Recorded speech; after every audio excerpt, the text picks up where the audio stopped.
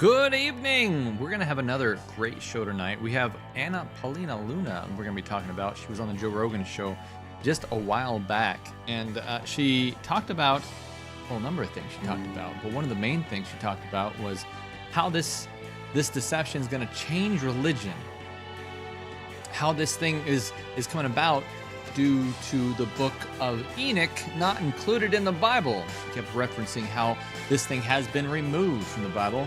Is that true? It's not. And we're going to talk a little bit about that tonight, but there's also many other things that are happening besides this one clip. But this is really interesting, folks, because we have representatives in our government talking about this. Stay tuned.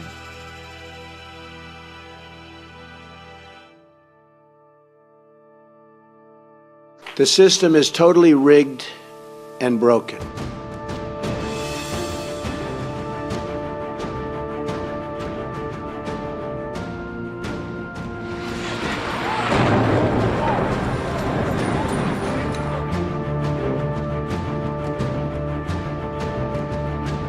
There's a whole fleet of them. Look on the ASA. My gosh. Demon spirits will declare themselves to be inhabitants of far distant planets in the galaxies that are coming to warn the inhabitants of planet Earth of the impending destruction of the planet. It is now 89 seconds to midnight. This is the closest the world has ever been. I still think these are what people call angels. I'm dying to know what they've got to say.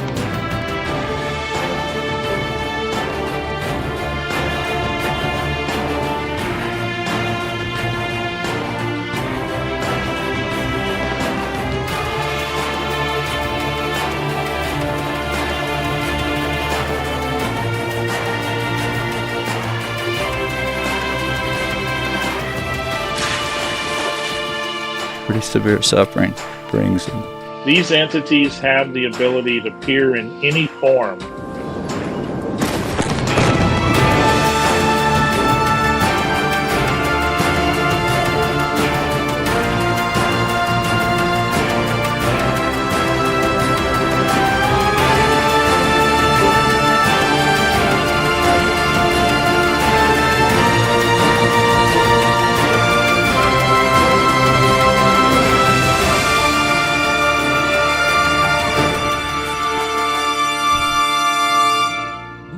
Folks, it's another strange night. Welcome, strangers. We're going to talk a little bit about the interesting stuff. What's going on in your life? What's going on around the world, and especially here in the U.S. regarding this strange phenomenon that's so many is connecting to the Bible. Why in the world is this connected to the Bible? Well, because it is a part of Bible prophecy. I'm going to prove that tonight. But what is fascinating about this is people get hooked on this idea that it is a part of Enoch. Enoch, what is the book of Enoch? That's not in the Bible. What is this thing? We're going to talk a little bit about that tonight. But first, I want to talk a little bit about what is coming up. And I'm going to make it a shorter segment than last time. If you want to look at the last one and much more detail, go to the last episode. We talked a little bit about this. But I am going to go speak at the Rock and Space Center in NASA. Well, it's NASA Space Center. Check this out. This is really interesting, I think. Hey, is this the right video? I think it is. Watch this.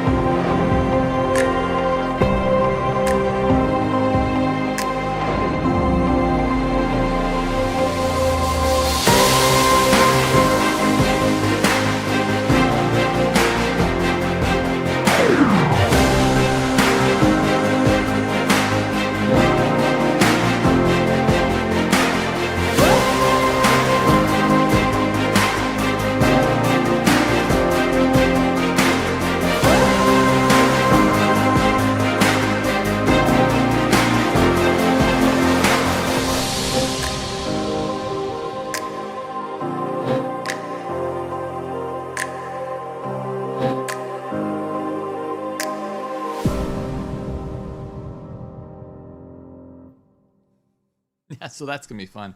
Make sure you don't miss that. It's done by the what is it called here? It's the Wisdom Pearl. Go to the wisdompearl.org if you want to sign up for that. It's going to be fun. It's going to be a lot of very interesting. I'm amazed. I was talking about this with family today, and I'm going, you know what? All these things I'm going to Texas before the end of the year. I'm going to California, where, I mean, God's putting this together so that we can get this message out and in the churches. We're going to is it Idaho? I got to check my schedule. Back to Alabama, Florida. This all speaking at other churches, but this one is not a church. This one is the Space and Rocket Center is it Alabama? Georgia, I forget. But it's really interesting that all this is being put together really fast, and I think it's because we don't have much time. I think we're going to be wrapping this thing up, this deception up. I'm not talking about the end of time stuff. We're going to be wrapping this deception is going to come to full fruition, I believe, in the next couple of years, and so we got to get this thing out. We got to start talking about this immediately. What are we talking about? Well, we're talking about what everyone's talking about right now, which is the big spiritual deception that's coming. What is that? Well, let me introduce Paulina Luna. She is a representative for the state of Florida, and she has been in coordination with the representative from Tennessee, here where I am. She is talking quite a bit about this, and this is her questioning these whistleblowers, if you want to call them that, coming forward talking about this. Check this out. Chairman, I'd like to submit for the record an article by News Nation, and it follows Mr. Grush's full interview for the record. Without objection. Thank you. Mr. Grush, why is it that you refer to the phenomenon as non-human intelligence? Why deviate from the basis of extraterrestrial life? I think the phenomenon is very complex, and I like to leave an open mind analytically to specific origin.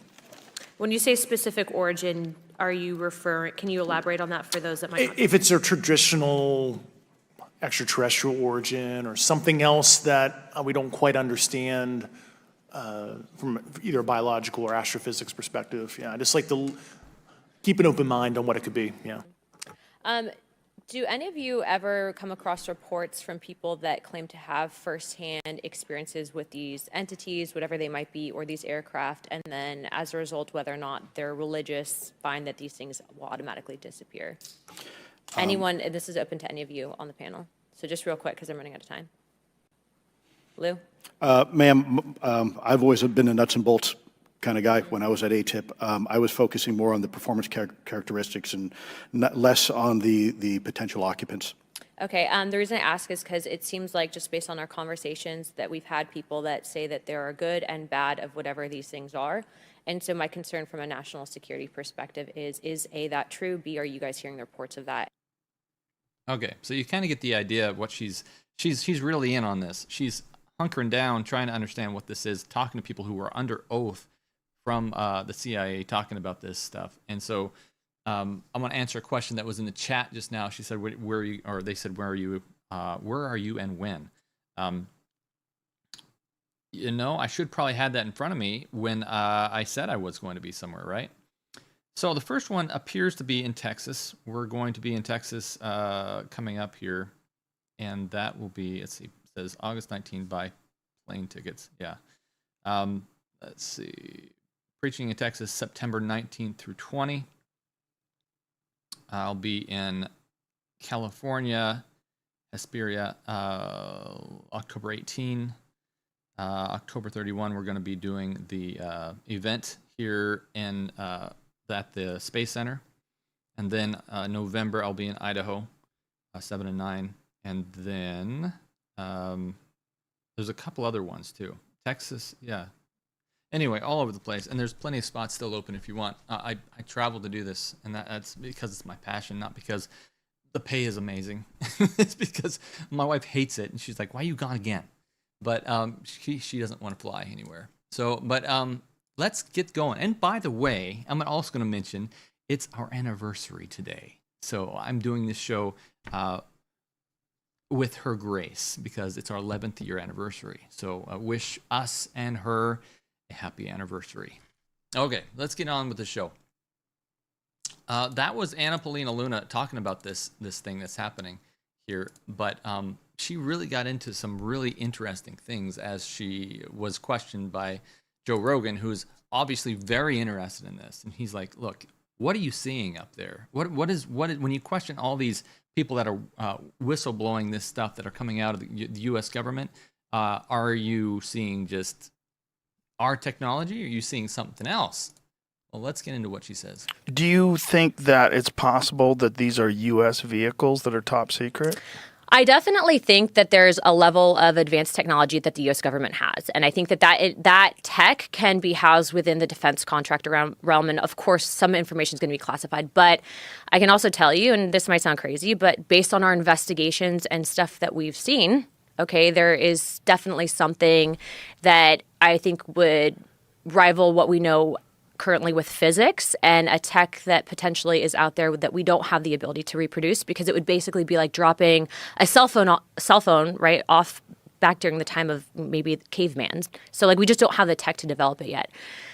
So when you say that, I'm going to pause it right there because I don't want to go into the further one. But I think it's interesting that she's not saying, "Oh yeah, it's our tech and there's nothing going on here." And this isn't. Let me make it clear. This isn't a UFO show. This is a Bible prophecy show, but I'm leading up to what she's talking about here, because suddenly she detours and twists and goes straight into the Bible, and so, but she's clearly talking about something that's the government has, and she can't figure out what it is. What do we talk about on here? Well, we're looking at this stuff, and what people are seeing is these balls of fire in the sky, and they're not sure what they are. Sometimes, during the day, they see these tic-tac shaped things, these white round things that seem to go from 80,000 feet down to 40 feet above the sea level, 20 feet above the sea level, in a split second, or a second and a half, I think it was. They said, "We don't know how you're doing that." Now, I don't know. We don't know for sure what these things are, but we do know that there's a couple of very interesting quotes that Roger Morneau, a former occultist that became Christian, has said. And he said, demon spirits will declare themselves to be inhabitants of far distant galaxies, coming to Earth to explain about impending destruction of the planet unless something proper is done to avoid it. That's interesting. Of course, he's just a former occultist that became Christian, but he has a lot of wisdom from what he had heard from his peers, from his satanic priest. Combine that with some interesting Bible commentary that is from a book called The Great Controversy. I made a little booklet. It looks like this. Currently sold out of these things. We give them away for free. I bought 10,000 of them, and they were gone in a couple weeks. So I bought 20,000 of them, and so they should be here soon. But and so I put them up on the website, strangenormal.org, and it flew off there. And so this goes over 15 Bible verses and 15 Bible commentary talking about this from a Christian perspective. More than that, from my church's perspective. And I'm going to be producing a sharing edition of this that only proves this from just the Bible without all these external sources that I've pulled from. That way you can give it to someone. They're not going to go, "Oh, I don't know what to do with this." Because all Christians believe in the Bible, right? Then we plan to take this and we're going to make a little tract out of it so that you have a bundle of little tracts, small things, and it's going to be hard to get all this information in a tiny space. Going from 5,000 words down to 1,000 words, but we're going to do it anyway. So where does this really get weird with Paulina Luna? Well, when she starts talking about the book of Enoch, but she mentions it at least 3 or 4 times. But before she says that, she says it's changing the way we understand the origins of life. Your government. This is crazy. Watch this. Operates outside our understanding of physics. What specifically are you saying? Like what happened? To I guess break it down in simple terms is that I think that some of the tech that exists, that whatever these things have, these energy things have. Energy things? What do you mean? Well, they call them interdimensional beings. I think that they can actually operate through the time spaces that we currently have. And that's not something that I came up with on my own. That's based on stuff that we've seen. That's based on information that we've been told. And then also, too, I think that there's this historical aspect of, this gets into the deeper theories and concepts of religion. And I think the history that we currently know, and that kind of spins off into another topic of, you have the modern day Bible, you have this aspect of Bibles or books of the Bible that have been removed that explain and kind of touch on these topics. And I think that we're in a time and age where you have such a vast amount of information that we have access to via social media, via your cell phone, via the internet. And so it's really changing the way that we understand, the origins of life and the spiritual reality that we know. Okay, so she believes, and I have to assume that this is not just coming from her, but what she has gone out to all these different people in government and tried to understand what's going on here in what they call SCIFs, these private little secure meeting rooms where they tell people the private information they can't just tell the public, and they're telling her, hey, look, there's something extraterrestrial out there, and we don't know what it is, but she also starts alluding to the fact that, maybe we're contacting them. Maybe we're communicating with what the government is calling non-human intelligence. It's really interesting because this is exactly what Morneau had said, and it's also what we have seen in other Bible commentary. For instance, there's a Bible commentary on Great Controversy, page 552. It says, the pretended visitants from the world of the spirit sometimes utter cautions and warnings which prove to be correct. Then, as confidence is gained, they present doctrines that directly undermine the Bible. So they're pretended visitants from the world of the spirits? Pretended visitants? This is how spiritualism comes upon the world? Very interesting. But what's even more interesting, it says this is how it was, they fooled them in the Hebrew days, because Satan has no new lie. This is the same thing. If it's going to work for the humans back then, it'll work for the humans in the future. It says, in the days of the Hebrews, there was a class of people who claimed, as do the spiritualists of today, to hold communion with the dead. And we know the dead is going to be a big thing at the end. But the familiar spirits, as these visitants from other worlds were called. Visitants from other worlds were called. So it's, in other words, they're not really from other worlds, but they were calling themselves that. They had an AKA. That's interesting. And they declared by the Bible to be spirits of devils. Interesting. That's in this book right here. And lots and lots of other stuff too. That is happening. So who is this Paulina Luna? Well, Paulina Luna is an American politician and Air Force veteran serving as the U.S. representative for Florida's 13th congressional district since 2023.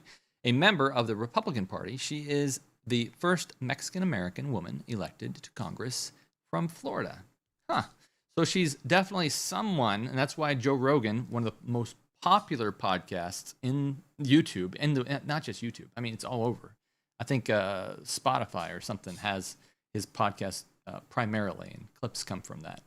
But she is so well known. I mean, he's so well known that he's having her on. I don't think I could just pull Paulina Luna on and say, hey, let's talk about aliens. But Joe can.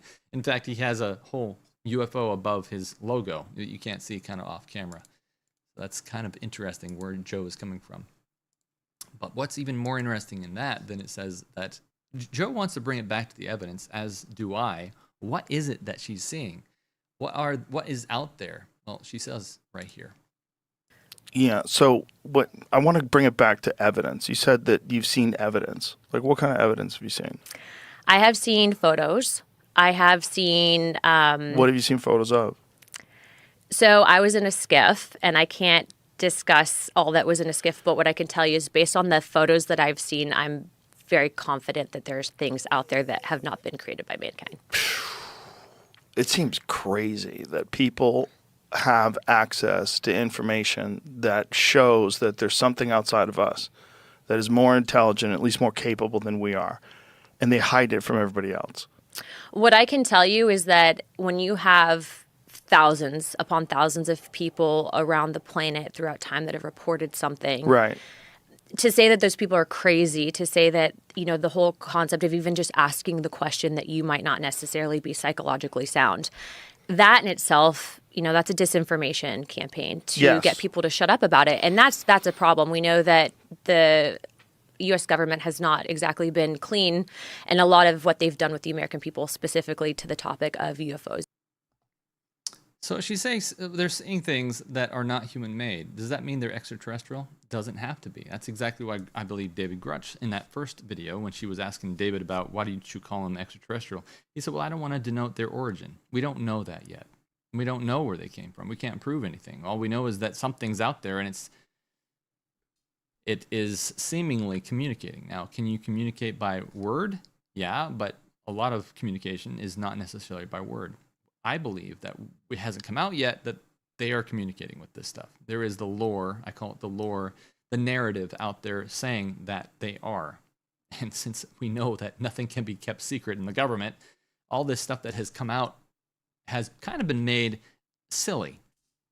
It has been put through a disinformation campaign. A couple episodes ago, the government actually came on a podcast, parts of the government, and said, yeah, we actually did that. We caused a disinformation campaign to try to discredit this stuff because we didn't want everyone knowing what we were doing.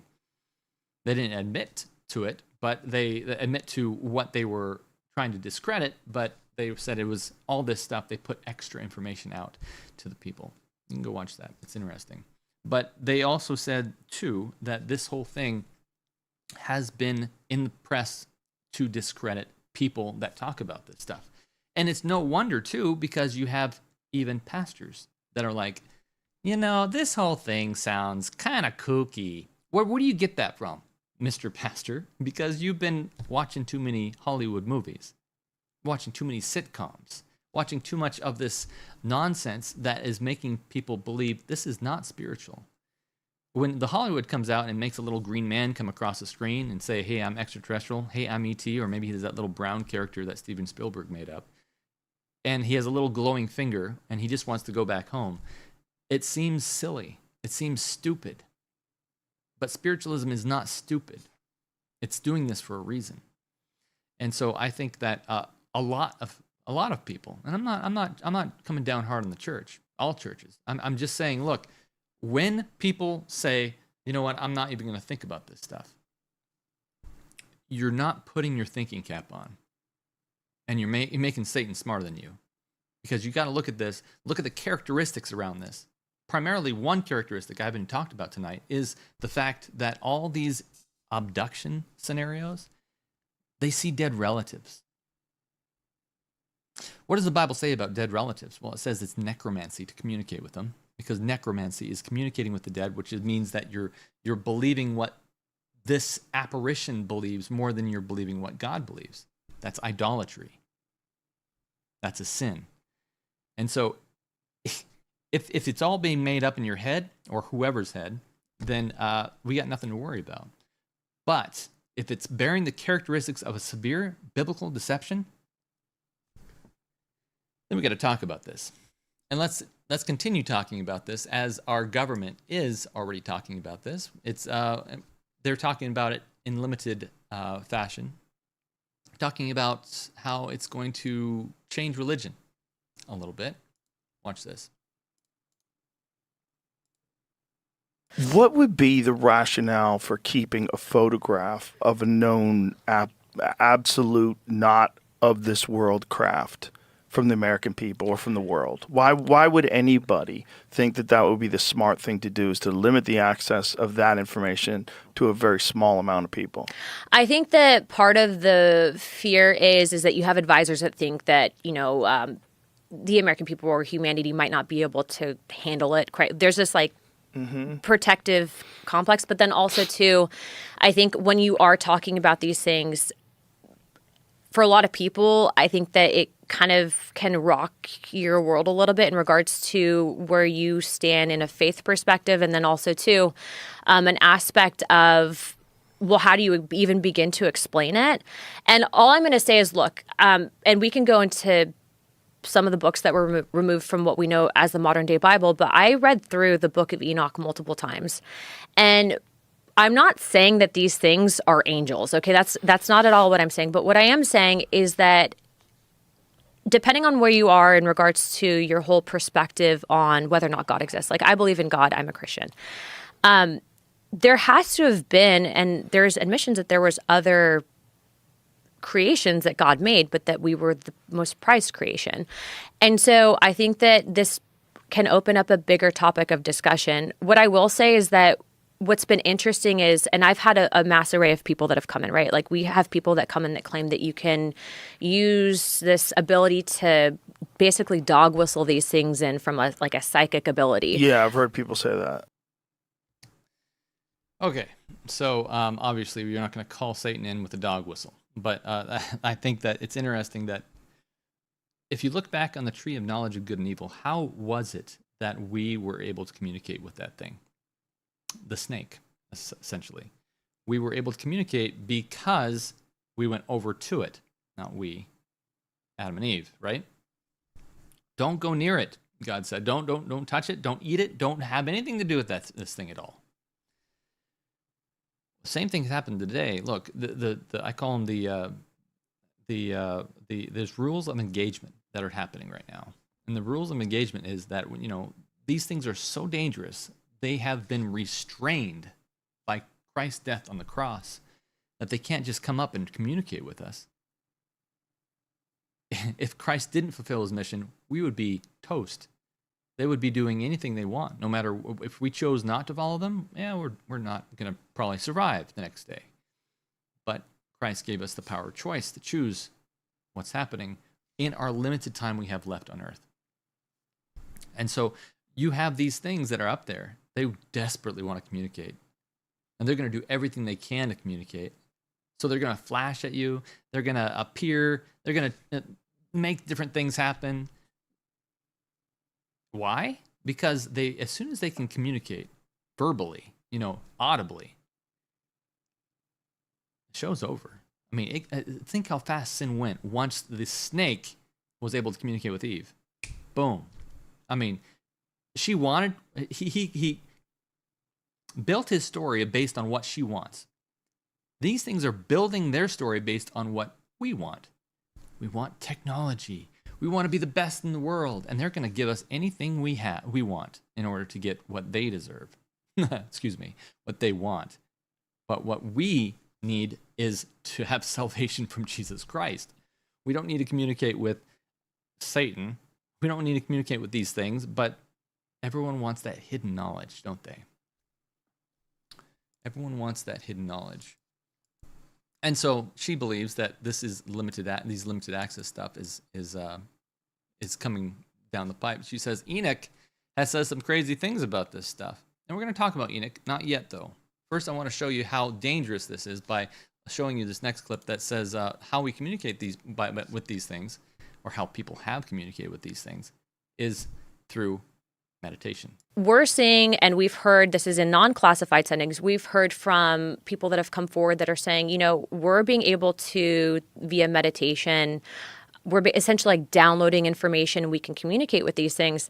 Granted, when I'm sitting in my congressional office and I'm hearing this, I take it with a grain of salt because we do get a lot of crazy people. But when you have people that are high-level executives, very successful, clean-cut, not on drugs, they're coming in and they're telling you this stuff, and then, you're kind of cross-referencing it with various people in intelligence agencies, I think that there's something there, and we need to be at least open to hearing the discussion and the argument for these things.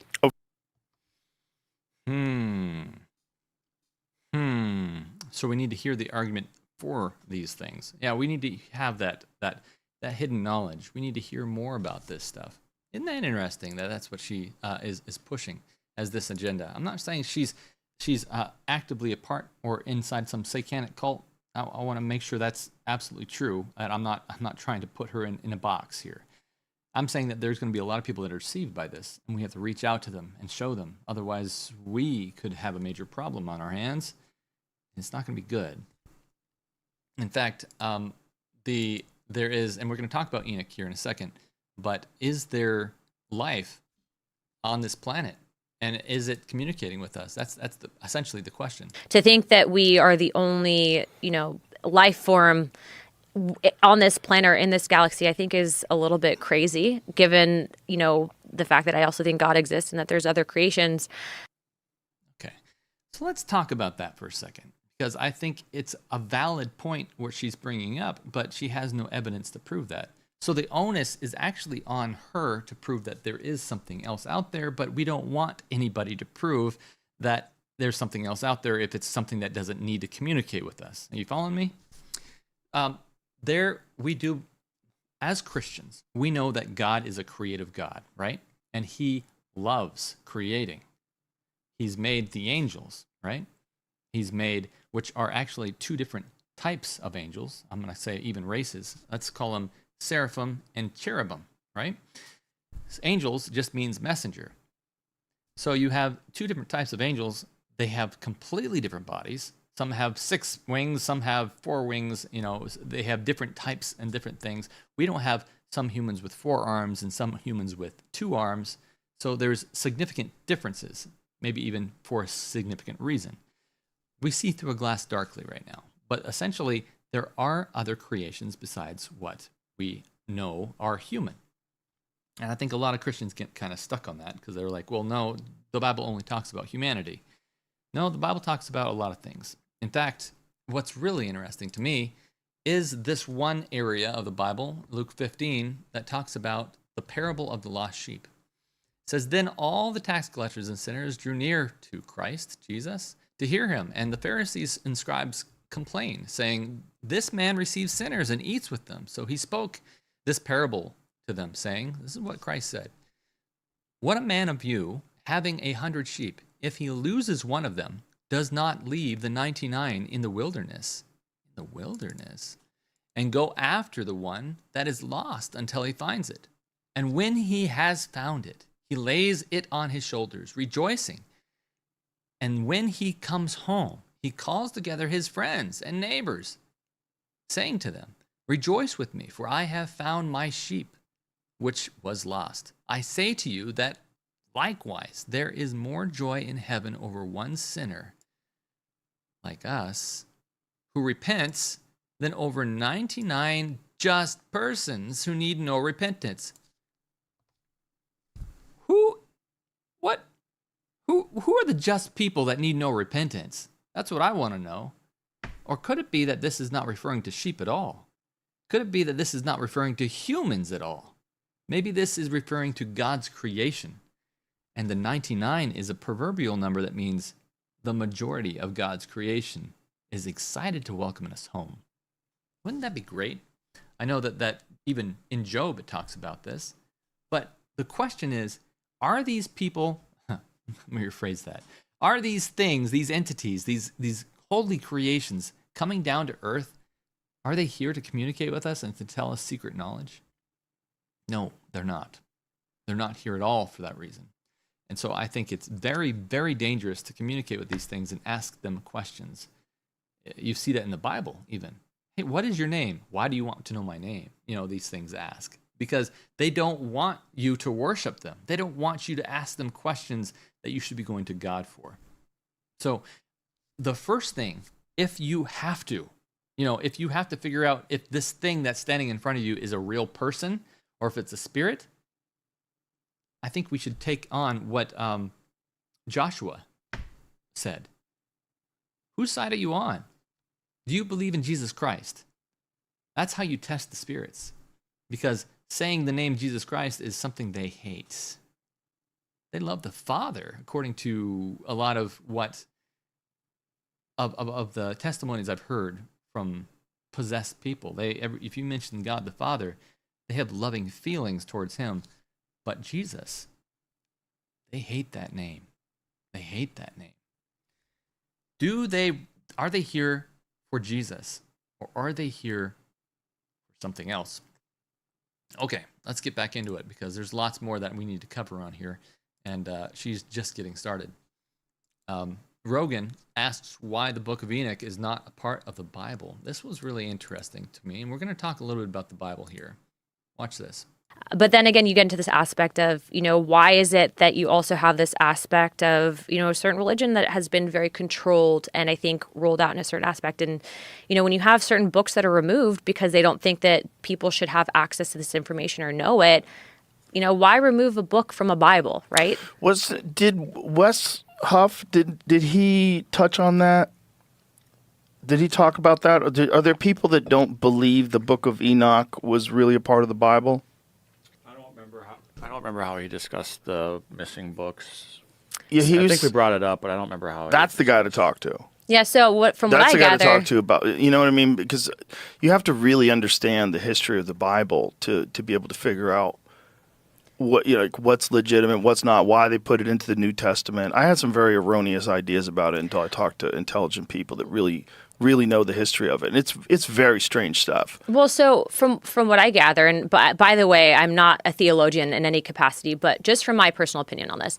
So you have the Ethiopian Orthodox text, which has, I think, 88 books of the Bible in total. But in the Ethiopian Orthodox text, it's basically kind of like a mainline OG version of the Bible. And then sometime in the 4th century, there was actually a group that came together and they removed certain books. And the story goes that Revelations actually had replaced Enoch. And so it's interesting because when you're looking kind of full circle on, you hear the stuff that some of these people are talking about, and then you see and you read the Book of Enoch, which is a wild read, okay? And then you look at kind of what our modern day description is of what angels and entities are versus what Enoch was seeing and reporting in his language and ability at that time. I think that there's a lot that brings you to then ask the question, well, why would they remove this information? If it's truly, written in part of the oldest Bible in the world, why would they then take it out and water it down? And I'm not saying that you can't find God through the new Bible, right? Like everyone's on their own spiritual journey, and I think everyone can pray and you can access God. But I just find that very interesting. And so what I will say is that I like to have the whole kind of picture in front of me. And so I feel like to fully understand A through Z, you kind of have to be able to read it. Okay, we got a lot to unpack here. First of all, this was diving a little bit into universalism, where you can get to heaven through any method. And that's just not true. The only way through for salvation is through Jesus. Jesus is the one who actually is interceding for us, not Buddha, not Krishna, and not Enoch. You'll understand why I say that in just a second. But Rogan is asking, why did they take this out of the Bible?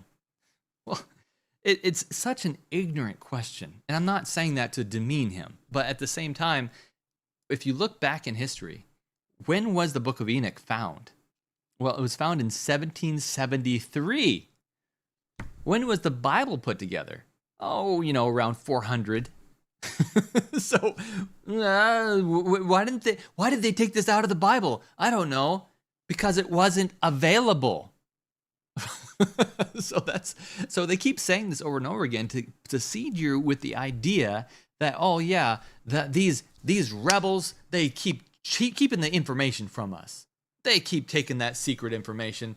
It should have been a part of this revelation. No, it was never a part of the revelation. This 1773 is when they found the Book of Enoch, found it, and they don't even have any legitimate idea of where it came from.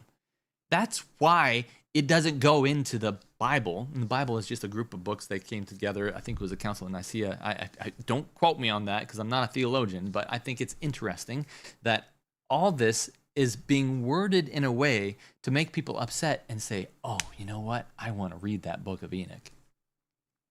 And then say, everyone's trying to get there essentially through any method, but that's not true. Look, it's very difficult to find God unless you understand who he is.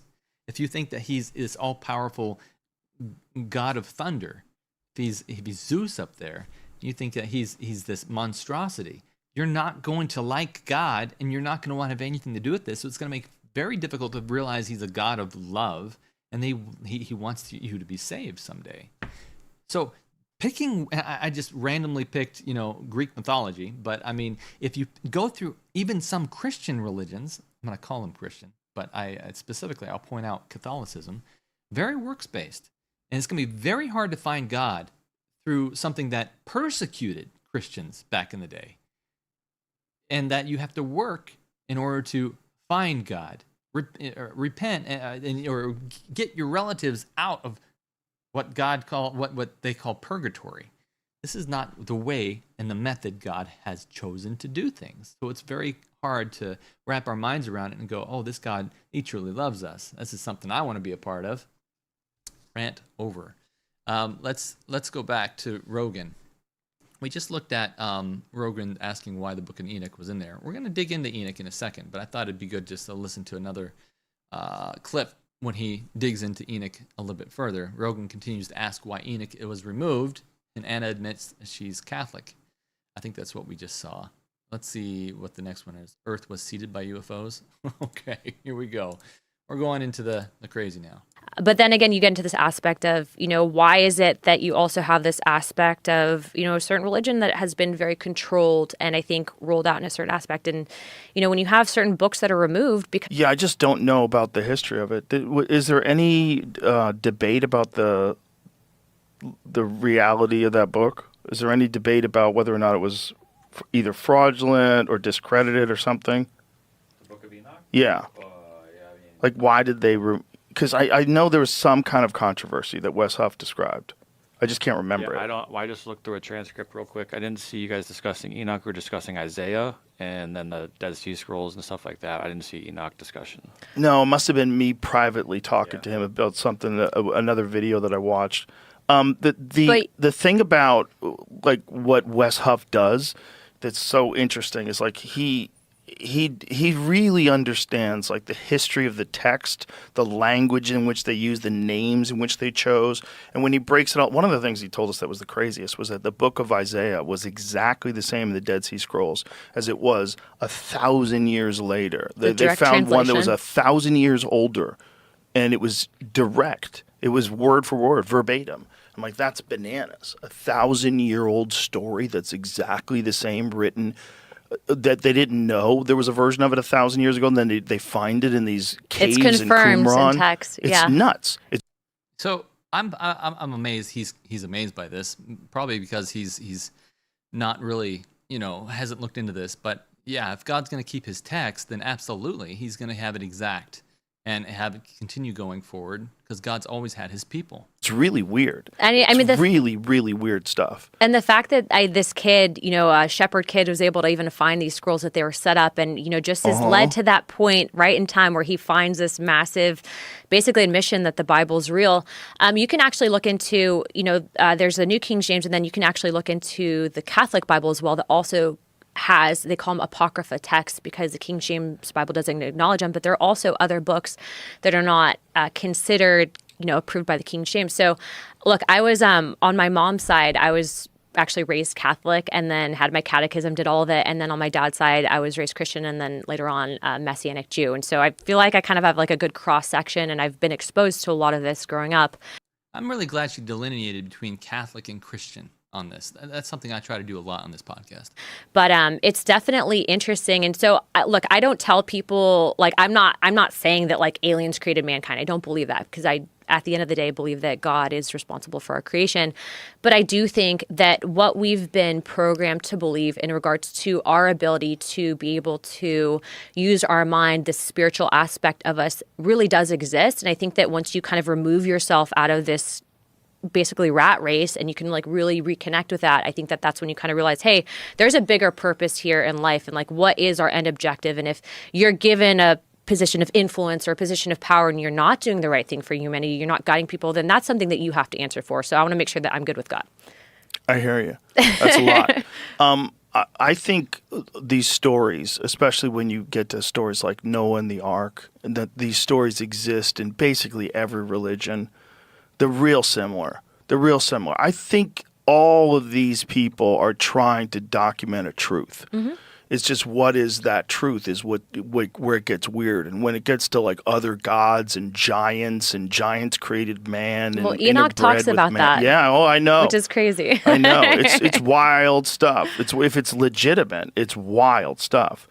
And unfortunately, it's not legitimate. So you can't say Enoch is absolutely legitimate. And here's why. I took a shortcut, but I have an educated shortcut because I had a list of things that I knew that was controversial in Enoch. Fortunately, we've had people on the program that are more smarter than I am in this, like Wendy. We had her on a program and she did a whole episode on Enoch. It was very interesting. And so I'm kind of summarize that, and using ChatGPT, I actually went to the bookofenoch.org. And I downloaded a PDF of Enoch because I am not going to read 83 pages just in a few hours here. But I went here and I grabbed this PDF. I threw it into ChatGPT and I said, hey, spit out the differences in what what the Bible says and what this thing says. And then I went and spot checked it and made sure that it was actually pulling up verses. And it came up with this. And I'll send this to anybody. I'll put this in the text so you can verify it and tell me if there's anything wrong here, because this is interesting. So it says there's several different places where it's very, very wrong. And then I asked it questions and to see if there's anything else that was wrong about this, and it said there was. And we put together this little thing. It says the origin of sin. The book of Enoch attributes the primary source of sin and corruption on earth to the actions of the fallen angels, the watchers, as the book of Enoch calls them, who taught forbidden knowledge to humanity. The Bible, in contrast, states that sin entered the world through the disobedience of man, Adam. So the book of Enoch in these areas right here I'm pointing to says, and the angels, the Son of Heaven, saw them and desired them. Now this is where it goes into getting really weird and says that they copulated with humanity, as if that was possible. I don't believe angels have anything to copulate with humanity, because that would mean they're all men apparently, and that's kind of weird because we don't see angels with mammary glands. Anyway, it says, and Aziel taught men to make swords and daggers, and the whole earth had been ruined by the teaching of the workings of Aziel, and against him right all sin. So it says here, therefore, just as Romans 5:12 says, therefore, just as sin entered the world through one man, and death through sin, and in this way death became to all people because all sinned. So how did sin come in? Well, it wasn't through Aziel, that's for sure. And let's go down here to the next one. It says, Enoch explicitly describes angels desiring women, marrying them, and fathering children, calling them the Nephilim. Jesus' statement in Matthew suggests that angels are not sexual beings and do not engage in marriage. This is what ChatGPT said, which contradicts to the... wait, no. I think this is not ChatGPT. This is the Google one, Gemini. So, which contradicts the idea of them procreating with humans. So this is what Enoch says. And the angels, the sons of heaven, saw them, the women, and desired them. And they said to one another, come, let us choose for ourselves wives, and from children of men, and let us beget for ourselves children. And they took wives for themselves, and everyone chose for himself one each. And they began to go into them and were promiscuous with them. This is what Enoch says. But Matthew says, for in the resurrection, this is what Jesus was talking about, for in the resurrection, they neither marry nor they give in marriage, but are like the angels of God in heaven. Now, let me talk with you about this real quick, because you got to think about this logically. If marriage, the commandments say, this is God's law, this is a universal law, you can't procreate unless you're married, because you have to stay with that child. You can't just have one person taking care of it. God's a God that comes together and creates. This is how love works. You can't have love with one person. And so if you need to be married in order to procreate, then you have to have the genitalia to do that. So these things aren't married. And so God, they don't marry. And so in other words, they don't need genitalia. God doesn't make something that doesn't have a purpose. So angels don't have genitalia. Logic. But it's even more logical if you look at Matthew. But Enoch says they do. So let's continue. Enoch, this is interesting. Timeline for judgment for fallen angels. Enoch describes the imminent binding and imprisonment of fallen angels in a specific place, where they are all held until the final judgment. The New Testament teaches that Satan and his demons are still active and influential in the world, tempting and deceiving humanity. So Enoch says, and further, the Lord said to Raphael, bind Aziel by his hands and feet and throw him into the darkness. Bind them for 70 generations. under the hill of the earth until the day of their judgment. Well, First Peter says, be alert, be sober-minded. Your enemy, the devil, prowls around like a roaring lion looking for who he can devour. What in the world? So there's a contradiction there. Let's continue. Astrology. Enoch presents astrology as the secret knowledge revealed by fallen angels. The Bible, particularly in the Old Testament, condemns astrology by stargazing as futile and a form of idolatry, warning against such practices.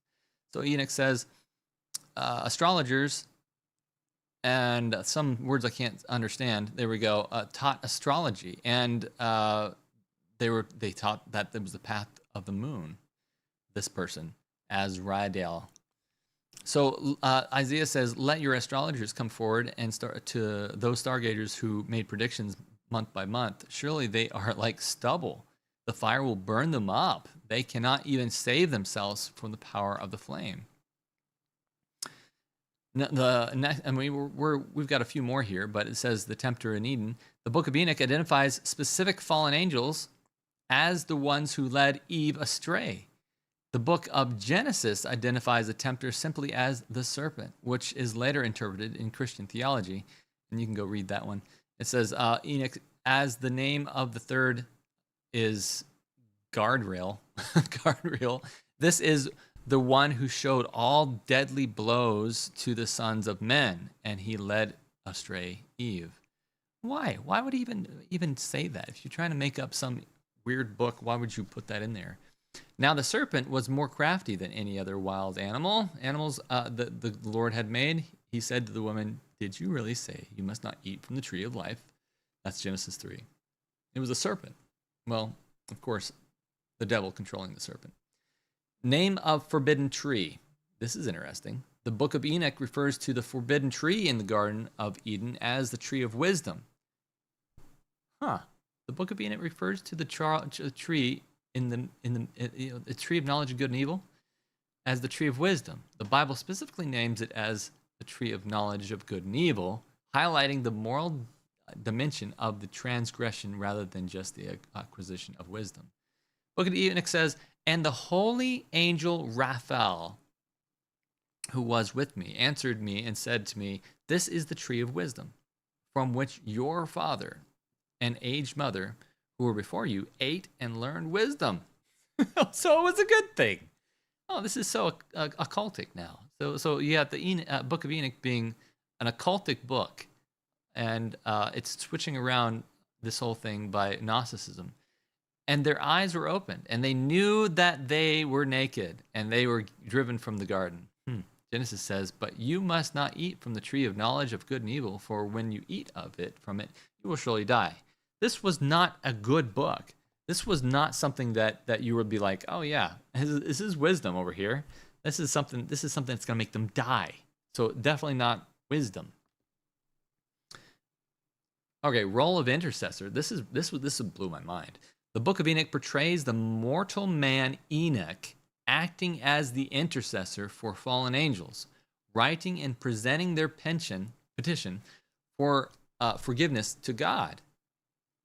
So that's interesting to me because it says that Jesus Christ is, we know Jesus Christ is the only mediator between God and humanity, a role that is exclusive to him.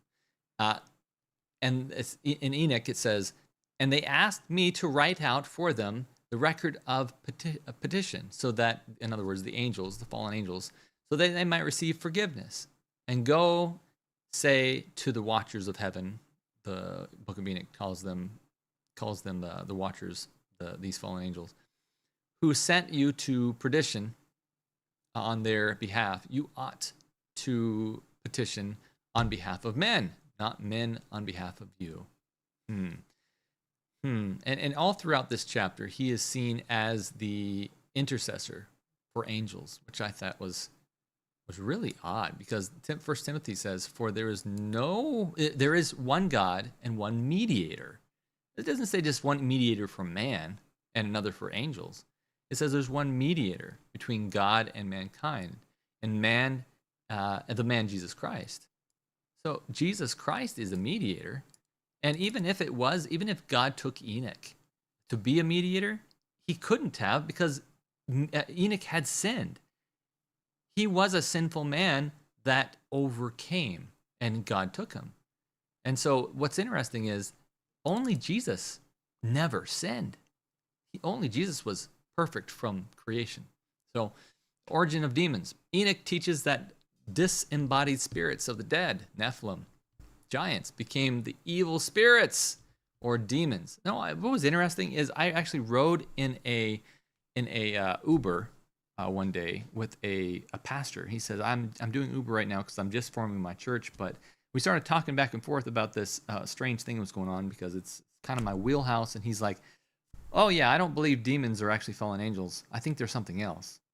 And so I was so taken aback by that. I forgot to ask him what in the world he thinks they are if they're not fallen angels, because the Bible's clear that they are fallen angels. The demons are not just some random disembodied spirit of Nephilim. This is crazy, but this is what the book of Enoch teaches. So it says, and now the giants who were born from body and flesh will be called evil spirits on earth, and on earth will be their dwelling. And evil spirits came from their flesh. Evil spirits, they will be on earth, and spirits of evil ones they will be called. And it says, Genesis 6:4 says, the Nephilim were on earth in those days, and also afterward, when the sons of God went into the daughters of humans. What? Wait, Genesis says the same thing Enoch does? No, it doesn't. Actually, it talks about the sons of God went into the daughters of humans. They were heroes of old, men of renown. Let's dig into this a little further. I'm going to pull up some extra stuff that I have here. Of course, if you see the Nephilim in Genesis 6:4, it's only mentioned in a couple of these translations. I love BibleHub.com because it shows you every single translation for a specific verse. And look at this. King James and New King James does not translate Nephilim as, it doesn't translate this as Nephilim. It translates them as there were giants in the earth, whereas the others translate as the Nephilim were on the earth. But the New King James and the King James says there were giants on the earth. They're giants. Why in the world would it say Nephilim? So I think that's fascinating when you go back to some of the original text here. And if you look at this, if you really dig down deep into this too, sons of God, right here, where it says that the Son of God saw the daughters of men, well, who is the Son of God? What is the sons of God? Well, what does that mean? Well, it's used other places, like Son of God is used in Luke. Who can be the Son of God? Well, it says here that which was the sons of Enos, which was the son of Seth, which was the son of Adam, which was the Son of God. Okay, so that is one place it's used, but is it just Adam that is the Son of God? No, it says, behold, what matter of love the Father has bestowed upon us, that we should be called the sons of God. Okay, so in other words, the people who follow God are the sons of God, not the Nephilim. So when it says that these things came down and had their way with they came down and had sexual relations with these things, it's talking about some terrible things that happened on Earth, and how the genetic pool was amazing back then. So it made big men, enormous people. So let's move on. Angelic access to God. We only got three more. So let's look through these real quick. Angelic access to God. The book of Enoch claims that no angel could enter God's presence or look upon his face. This is a direct contradiction to Jesus' teaching in Matthew, where he states that the angels of children always see the face of the Father. It says in Enoch, and no angel could enter, and at the appearance of the face of him who is honored and praised, no creature of flesh could look. Except Matthew 18 says, see that you do not despise one of these little ones, for I tell you that the angels of heaven always see the face of my Father in heaven. Immortal spirits. Enoch implies that the spirits of the giants, demons, that's what they think, endured after the physical death and are not destroyed until the final judgment. This presents a class of beings with persistent spiritual existence. The Bible, however, states that God alone is immortal. This means, meaning true, underived immortality is attributed unique to God's nature. Enoch 16:1, and the death of the giants, wherever the spirits have gone out from their bodies, their flesh will be destroyed before the judgment. Thus, they will be destroyed until the day of the great consumption is accomplished.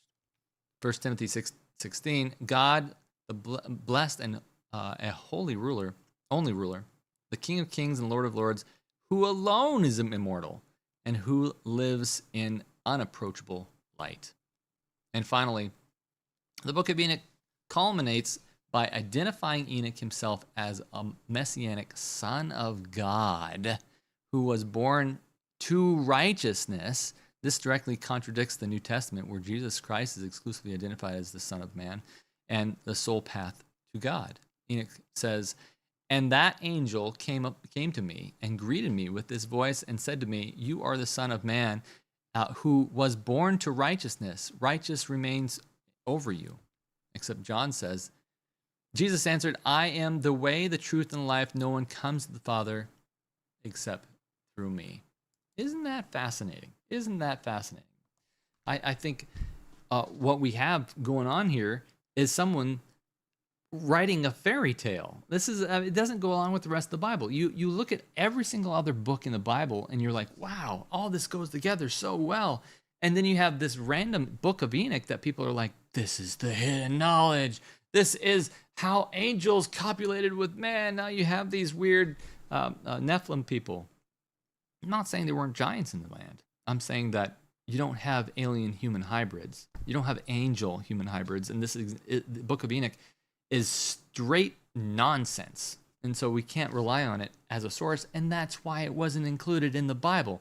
Not because they took it out, but because it came up way, way ahead of time, further up in history. And also it's just chaos. I think people, if you just dig into this just a little bit, if I was able to figure this out in just a couple hours, I don't know what they're pushing on here to try to figure this out. But anyways, let's jump back into the show and see exactly what she's talking about here. What is next? Well, you have that was Enoch. Let's get into the nuttiness of this book. And I've heard some wild theories, like people think that, humanity was seeded by UFOs, and that's I don't agree with that theory. I'm going to address it because it's a fun one. It's an interesting theory. If you found out it was true, would you tell everybody? I mean, I'd be transparent about it, but I just don't personally believe it. But would you believe it if you found out that was the information that the government had? Well, I'd put it out there because that's what I'm right. But what to would do. that do for your belief system? That would suck. But would it suck, really? But maybe that's what's confusing about the Bible. Maybe what's confusing is that it was an oral tradition for hundreds, if not 1,000 years before it was ever written down, right?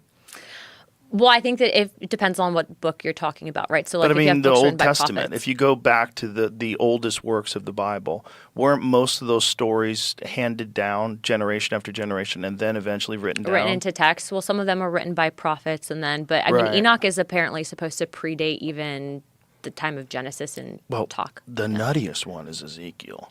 I'm telling you, Enoch is even crazier than Ezekiel. Oh, I've read. I just don't. Did you find anything about whether or not Enoch is controversial? You can look up the 4th century. It was discluded as, I guess, since the 5th century. It wasn't in canon. 5th century. And why did it get discluded? It says the Jewish scribes or the priests didn't believe, the rabbis didn't believe it was canon. Huh. So it's regarded as scripture. But what's interesting is that even if that's the case, though, you have the Ethiopian Orthodox Church that actually there's Ethiopian Jews. Are we getting kicked? This is weird.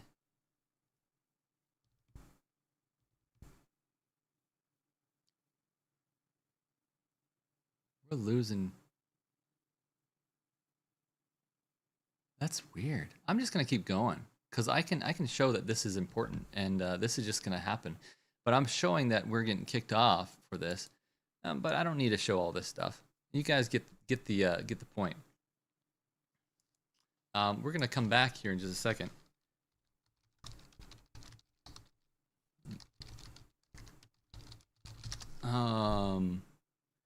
Welcome to YouTube, where they now don't like Joe Rogan. Apparently, I can't use clips from Joe Rogan. That's weird. I think this is an important topic that we need to talk about. But if they're not going to let us do this tonight, then I'm going to have to just not show these clips. But as soon as it gets out there, then we're going to be back up. So let's see. That's why we dipped so hard there. Wow, we dipped hard. We were at 255 and it just dropped. 268. We dropped to 290 or 190. All right, I guess we're back up. I was just saying, I just noticed. I was looking at the stream, and we were about 260 concurrent viewers, and then it dropped back down to about 194. I think that's why. I think it's because we're being kicked off because of Joe Rogan. But don't fear, because if you want to see everything I was talking about while this thing was off, as soon as I get clearance from YouTube, because I'm allowed to do this, I'm allowed to take sections from things and show it. Sadly, I think it's being trapped by the algorithm, and it's sad that I can't show them that this is what we're doing right now. It's all automated. So you'll just have to wait until the archive's done to see everything I'm talking about. I'm not sure where it stopped. Let's see. Let me. You know what? We'll stop showing clips right now. It's unfortunate because I think it's very important. But let me look at what you guys are saying in the chat. Let's see. There was 2 Enochs in the Bible. Okay, so there's actually 3 books of Enoch, but I'm talking about the first book of Enoch right now. There probably is 3 different Enochs in the Bible, but or 2 different Enochs in the Bible. I mean, but I'm talking about the Enoch that everyone knows. So it happened twice and dipped the stream. Unavailable.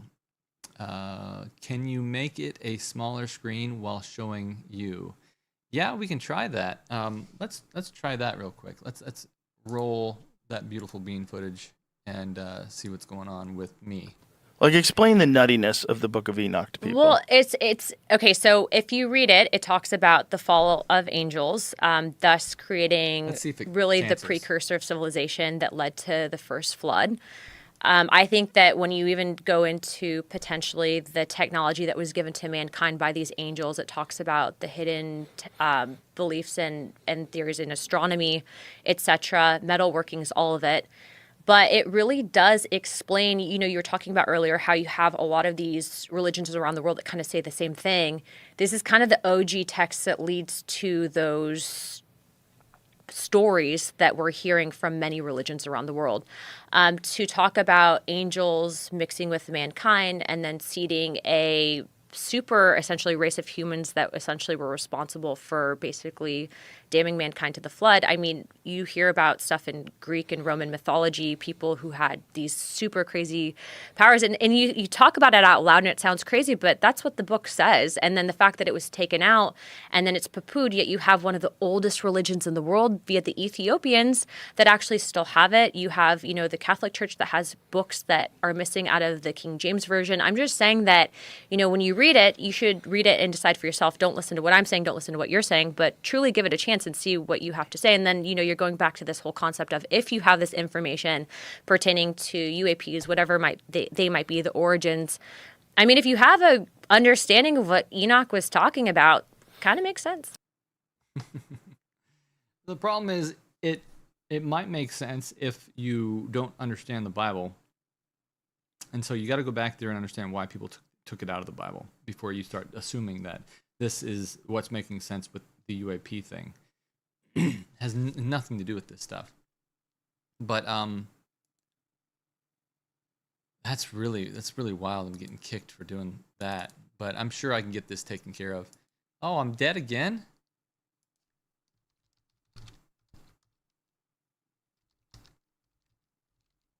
I guess we're done for tonight.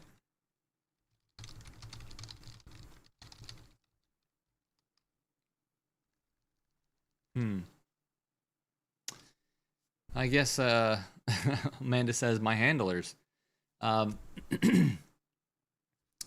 Okay, we're gonna stop showing clips.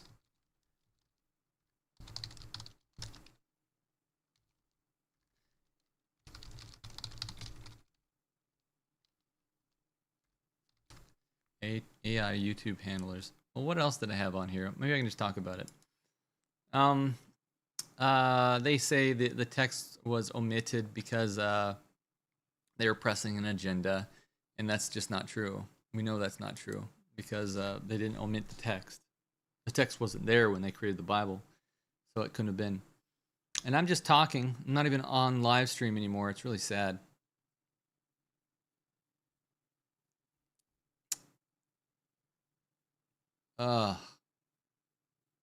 What a mess. All right, so I'm just reading the chat here. Let's see here.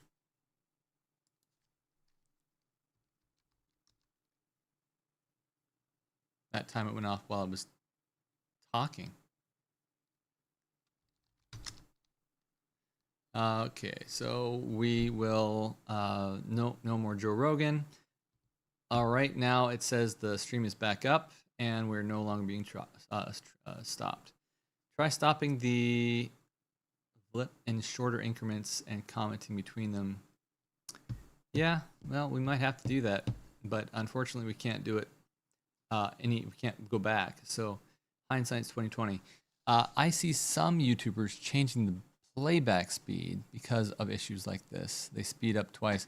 Yeah, YouTube has fixed that. They unfortunately have figured out how to subdue that, and they still click it out.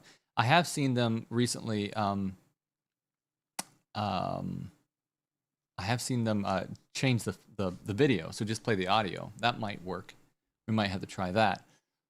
I wonder if it's just Joe Rogan or if it's actually any clip. Let's see. Why do you believe that you will be able to do this much longer? Why do you believe that you will be able to do this much longer? Comment on Rogan at all. Yeah. Things are winding up. Don't you see the signs? Find another way. Well, I'm going to do this as long as I can, but I do believe that there are some big podcasters that that have found a way to just knock it out of the park. Not every YouTube channel does this, and we're allowed to comment on this stuff. And so once this thing is archived, once we're off the stream, I'm going to appeal it, and it's going to come back and allow me to have the video just fine. It will unblock the parts that it blocked. Unfortunately, it's being very nasty about the live right now, so we just have to roll with the punches, which is ironic because it's Joe Rogan. What about just playing audio? See, I'm going to try that. We can try that. But I don't have much left. We can try doing that, but I hesitate to do it anymore because, come on. Don't want to kick anybody else out some more. We're already down to 143. We're at 250. Too bad. AI is just implementing, trying to watch us all. Seems that when she was talking, it was okay, but his voice shut it down. They're watching for Joe Rogan's voice. Oh, man. Well, did you see all the... my main goal here tonight was to present the... and show why why Enoch was absolutely not included in the Bible. Is that part clear, or did it cut that part out too? I think that was allowed, right?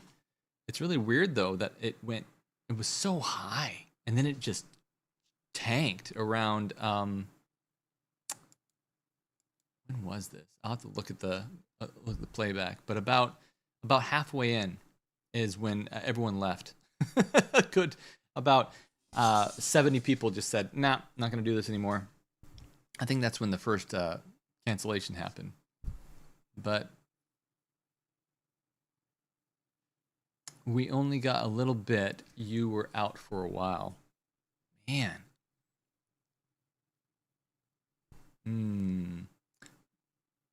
We missed a lot of the book readings. Really? It kicked that much out? I've watched shows that had thousands of views. Then a week later, it reads 83. Interesting. It cut most of the comparison of Enoch and the Bible. And that was stuff I was doing. It cut out a bit the first time, but caught it when you came back the second time. The message is clear about the Book of Enoch. Well, that's good. You'll have to do another one, Bradley, same subject. Maybe I'll just, I'm planning to make this a more produced video, and it'll be more concise, faster, but I roll these lives, and I kind of gather my resources, and then hopefully maybe someday make it a little pocketbook and show how the Book of Enoch is dangerous. Because I think this is a topic that's going to continue to roll, and it's going to continue to say, hey, look, the Book of Enoch says this.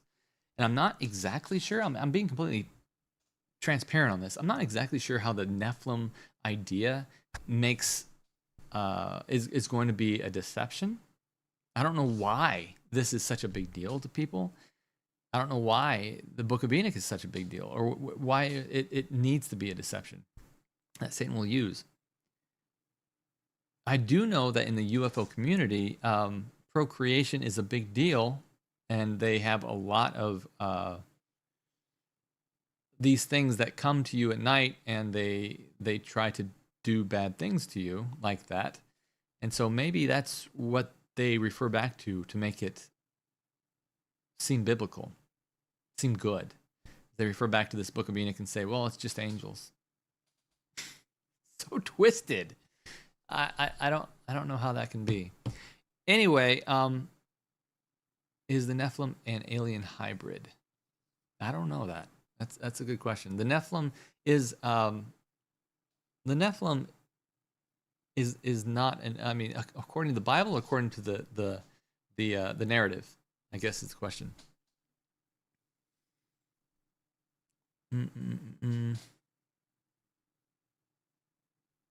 Secret knowledge is alluring. The enemy's deception is making it alluring. Yeah.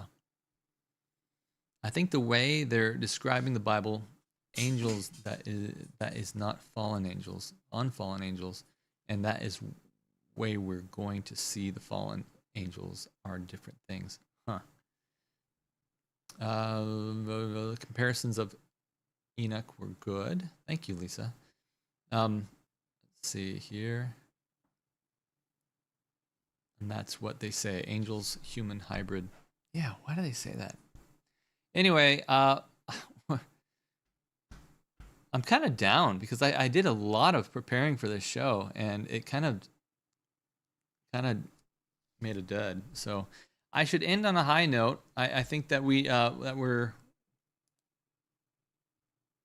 in for a wild ride, and we're looking at the deceptions that are coming. And I think it's interesting that your U.S. representatives are going on the most popular podcasts and talking about how Enoch is part of Bible prophecy. How Enoch is in the Bible, and it's got this whole UFO narrative going with it. And I'm just hoping that I'm able to get this rolling out of here. Because Rogan, the only clips the reason why I included that was because it added legitimacy to me talking about the Book of Enoch. Why in the world would I talk about the Book of Enoch? It's not a big deal. No one in churches talks about the Book of Enoch. Well, this whole UFO religion that's happening right now is going to become a much bigger deal, and they're talking about it, and they're saying that this is the truth, and so that's why it needs to be talked about. And I'm proving it by showing that Rogan is talking about it. That's why. Okay. Not depressed. Yeah, thank you, Lisa. I saw book reading comps. Let's see. Christian theologians. We are in for a wild ride, Carl says. Absolutely. Never seen so much of this talk in public. I agree. How about whatever coming toward the Earth in 135 miles an hour? I do need to talk about that. That is wild. I think it must going to be a nothing burger, just like the what was the other one? The Oumuamua. So I'm hesitant to even mention it because it's like, is it just going to be something that disappears, or is this going to be the thing? Because it's interesting to me that Daniel 2 talks about the rock coming to earth, which is Jesus Christ. Are we going to see another rock? Is that how it's going to be seen at first? Through these giant space telescopes that we have, and something's coming, and it turns out to be God, and the first thing people see is the dark cloud about the size of a man's hand. I don't know. The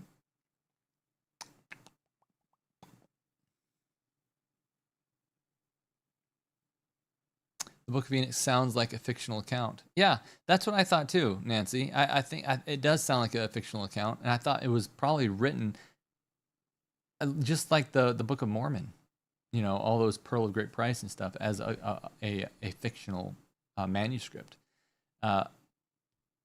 maybe even as a joke. And it doesn't sound real. It's taking a bunch of stuff from the Bible. Obviously, they've read the Bible, so either it's a joke or it's channeled, you know, because it's definitely not something that should have been part of the Bible.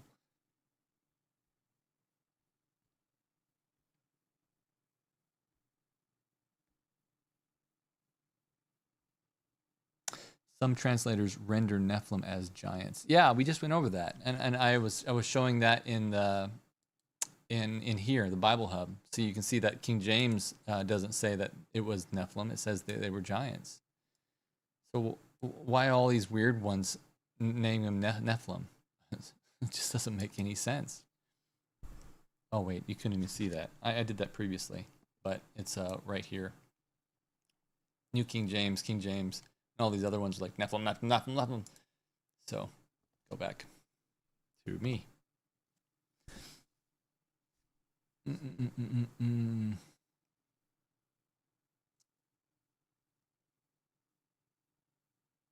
Rogan is changing. He's more open.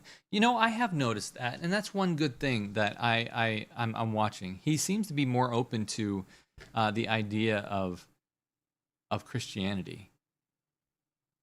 But let's be careful not to praise too quickly, because I think that a lot of people are kind of going that way politically right now because it's more politically correct. And before it wasn't. You wanted to go more towards a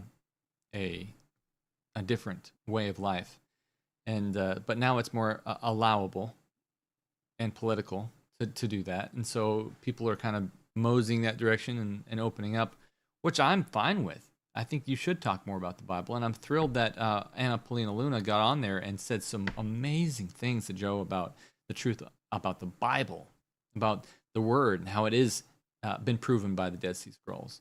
So I think that's huge. My goal on this channel is to show also that this is strange. Something strange is happening here. And so,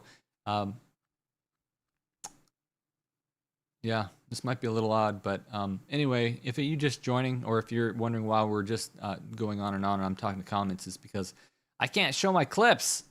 I get kicked off the live. I guarantee I'll get this one revived. And if I can't, then we'll make a separate show just about Enoch that's more produced and polished, and make sure it's going to clear the gatekeepers of YouTube. Because if I knew this was going to happen tonight, I would have popped it over to some other not as exclusive platform. But it's a glitch show. Too bad. So, folks, I do want to say, though, that we are going to be a little bit behind. Not behind. We're going to be a little bit tardy for our next show. I'm going to be out this next week, going to a convention, and then I'm going to go to, and then the following week after that, so then this next 2 weekends, I'm going to be on vacation with my family, a long due vacation. Hopefully we're going to have some fun. So I have people at my house. They're watching my house, and they're watching my dogs and all this other stuff. But anyway, long story short, I want everyone to know that we're gonna have to do something about this. I'm not sure what to do about it yet, but these stats are not good. Look at these stats. I'm gonna show you these stats right now. See this? I think this was doing fantastic. 260.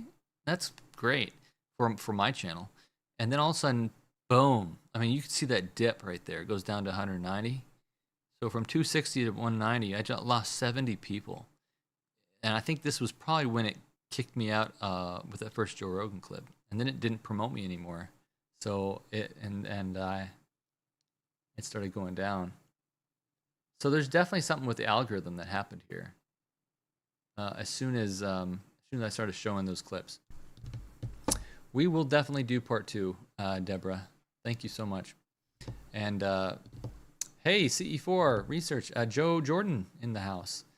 Joe, we are. I just wanted to say we are looking at stats on this show here. You can see right here that we dipped 70 people lost right here because there's new algorithm changes that if you show Joe Rogan clips or some other clips, YouTube just says, nah, you can't do that anymore. At least for Joe Rogan. I was showing how Joe Rogan is trying to promote the Book of Enoch and how there's silliness behind that because the Book of Enoch is apostasy.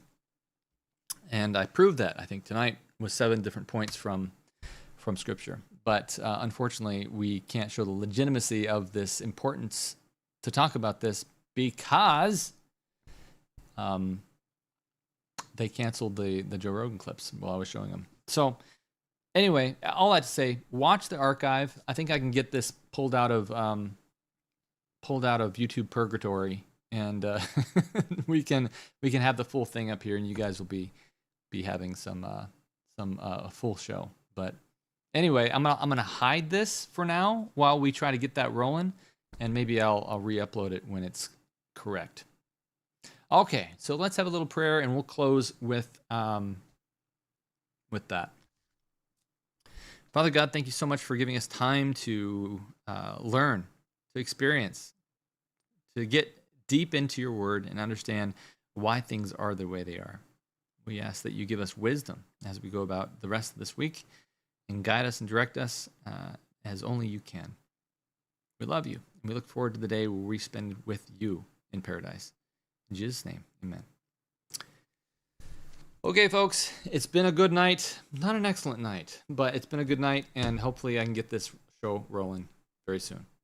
We'll talk to you soon. My name is Bradley, and this has been Pure Strangeness, Absolute Normalcy. Strange Normal.